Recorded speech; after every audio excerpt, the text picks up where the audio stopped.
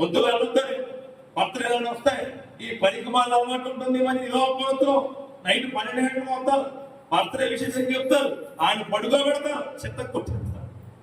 కొట్టడమే పేడ రాసేస్తున్నారు, కేక్ రాసి వరకు ముందు. ఇప్పుడు పేడ నెక్స్ట్ గుడ్లు నానా దరిద్రవంతం చేస్తున్నారు. ఇంకో విషయం తెలుసా, కొన్ని సంఘాల్లో బర్త్డే కట్ చేసి ఆత్మహత్య కొట్టేస్తారు కేక్. సంఘాల్లో ఈ సంఘంలో వచ్చి లేవు అని దేవుడు అనుకున్నాను. దేవుడికి కోపం బర్త్డే కేక్ కట్ చేయడం, వాళ్ళు అప్రిషియేట్ గా తినిపించడం, వాళ్ళ గొప్ప చేయడం ఒకటి. అలా కాకుండా కేక్ మొఖాలను పూసుకొని పెట్టండి. కేక్ ఎందుకు ఇచ్చాడు దేవుడు?